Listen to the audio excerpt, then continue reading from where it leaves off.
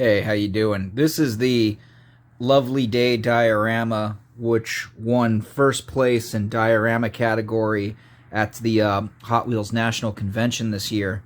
We're very proud of it, and I actually had to go to Target and buy a turntable to show this off because this is the most annoyingly difficult to photograph model I've ever built because it's so dynamic and the dimensions of it are so strange and obscure that it's nearly impossible to shoot. So I'm going to tell you how I built this, how these cars are suspended in midair, how I made the explosion.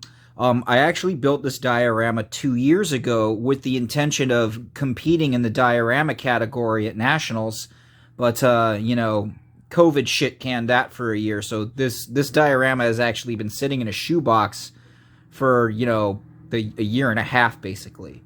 And I promised myself that I wouldn't tell anybody any of my secrets on how I built it until after it competed, and it competed and won. So in this video, I'm going to show you all the dirty tricks that went into making the lovely diorama. And spoiler alert, there's really only two, and they are very, very simple.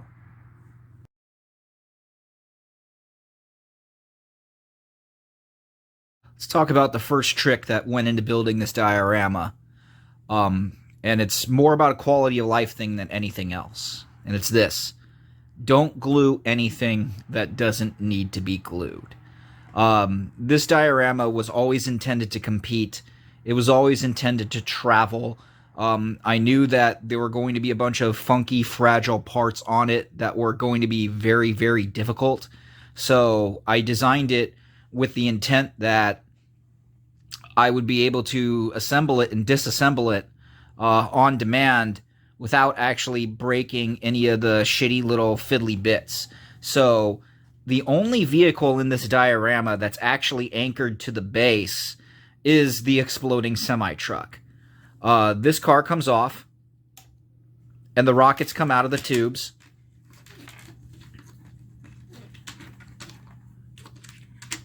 The Chevy over there, this Camaro comes off, and the Thundersticks actually come out of the Thunderstick holders.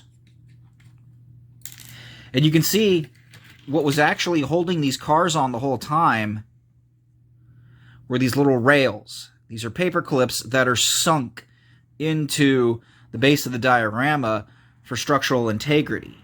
And basically, some of the cars that I built are built in such a way where that I can actually sink those rails under the suspension, and they'll stick between the axle and the chassis and hold the car up. So as long as you slot the car onto the rail and don't look under it, it will look like it's suspended in midair. Now, this is an optical illusion. Obviously, if you looked under the diorama, then you would see what's going on. But the thing is, this diorama is going to be sitting on a table. You're going to be standing over the table. You will be about 3 feet above the diorama when you're looking at it. So unless you get down on your knees and crawl on the carpet, you're never actually going to see the voodoo magic that's under the car that's holding it up. And that actually makes it deceptively easy to make these cars do whatever I want. And, makes it easy to assemble, disassemble, throw it back in the shoebox, and transport it. It lived its entire life inside a shoebox. This is the shoebox where it lived. This entire complicated diorama that looks incredibly flimsy, with lots of goofy little parts that would be easy to break, spent its entire life in a shoebox with no padding, no cotton balls, no nothing, simply because I designed it with the intent that it would be easy to break down. So that's the first trick. Now, let's learn the second one.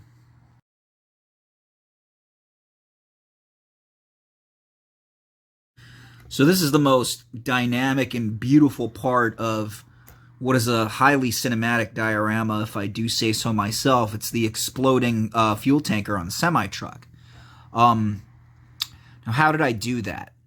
There are a lot of great ways to create scale model explosions for wargaming and diorama building, military stuff like that. You know, anything. Sometimes something needs to explode or pop. There's good ways to do it. You know, there's steel wool and LEDs and little candle tea lights and stuff like that. And there's sometimes you can find like resin cast bullet flashes, stuff like that. The way I made this specifically, because again, I knew this was a diorama that was going to have to travel to compete, and had to have some kind of resilience. This is trick number 2, and this is probably the big one. This is rock hard. The actual explosive material is cotton balls soaked in wood glue, and then sculpted to look like, you know, billowing black clouds of explosions. Now, it's very important that if you're going to build an explosion like this, that you use wood glue. The reason you use wood glue instead of, you know, Elmer's white glue or school glue is because the difference between white glue and wood glue is that when wood glue dries, it is waterproof, which means that you're going to be able to paint it.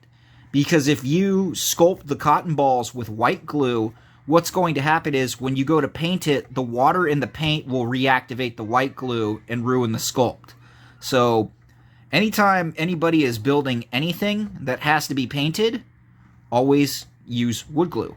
Now, the other great part about the wood glue explosion, wood glue soaked cotton balls are basically concrete. They become very rigid, very hard, and very, you know, I already said it. They're rigid and hard when they're dry. I'm kind of, there's no script here if you couldn't tell.